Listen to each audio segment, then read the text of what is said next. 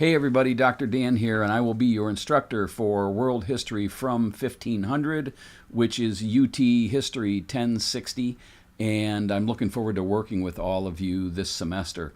As far as the course is concerned and all the details, the first thing you should do, obviously, is look at the syllabus. It's out on our course website. The syllabus has all the rules, the schedule, and also all the resources you might need for support as an online student. So make sure you check out the syllabus, and if you have any questions about it, let me know. The other thing, as far as letting me know is concerned, my phone number is 419-345-7220. If you need anything anytime, shoot me a text or give me a call if it's normal hours, and I'd be happy to help you out. My email address is daniel.french@utoledo.edu, so you can also fire me off an email anytime you need help or have questions with anything. As far as the course is concerned, it's pretty straightforward. Since it is world history from 1500, we don't get into depth on anything in particular because there's just too much. Because, obviously we're going to talk about China, Japan, India, the Middle East, Europe, Africa, and the New World, North and South America. So there's a lot of stuff there. So what I try to do is pull out the big items that I want you to remember when the class is over, and not get into any detail as far as specific years or specific people, or at least not often. One of the things I do is I write reading notes every week. So as I read the chapters in the textbook along with you, I make notes and I post those notes out there. And I would suggest that you look carefully at my reading notes. Usually it's about 1 or 2 pages per chapter. And those are useful because they tell you what I think is important from each chapter, or what the main takeaway is. And so I think if you sit down and do the assignments in the text and have the reading notes next to you, you can determine what you need to know and what you don't need to know, which is helpful because some of these chapters get a little long and dry, and sometimes a summary like in my notes is sufficient.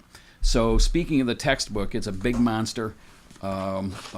Worlds Together, Worlds Apart. I apologize that it's such a big, expensive book, but one of the reasons I picked it, besides it's a great text, there are a lot of used copies available out there for $20, $25 on Amazon, so I would encourage you to get a used copy of the book and not pay full price for a new one, because it's not the kind of book you're going to want to keep after the course is over.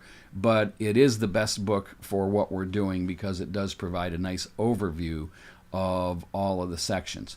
Now, one of the ways I approach history is I'm really into the history of technology, the history of science, and history of medicine. So one of the ways I approach world history is that I look at technologies, what was invented during a given time, what breakthroughs there were in science. So you'll notice that in my reading notes that it's something I like to talk about. So for example, in the first chapter, which we're starting at chapter 11, either in chapter 11 or chapter 12, the printing press is invented by Johannes Gutenberg in 1443 or 1448, somewhere in there.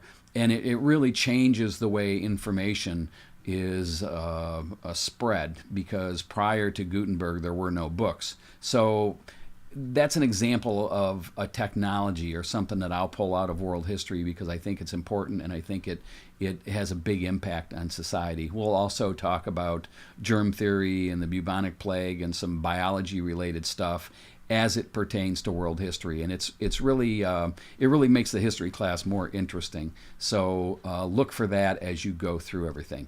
As far as grading is concerned, I'm pretty easy to get along with. Generally, we're going to have mini quizzes on a pretty regular basis, and those are worth 50 points. They're generally 5 questions, 10 points apiece, multiple choice, and then there'll also be some discussion board assignments and perhaps a short essay paper or two as we move along. And all of this information will be posted on the Blackboard site and also is in the syllabus.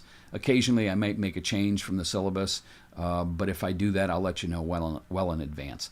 So again, get your work done on time. That's the most important thing to me. I do not like to accept late assignments, but if you do have to be late for some reason, let me know ahead of time, and I'm sure we can work something out. So again, my name's Dan. If you have any questions, 419-345-7220. You can shoot me a text. Make sure you identify who you are and what class you're in. Or you can send me an email at daniel.french@utoledo.edu. I look forward to a great semester working with all of you, and I'll see you all again real soon. Take care now. Bye-bye.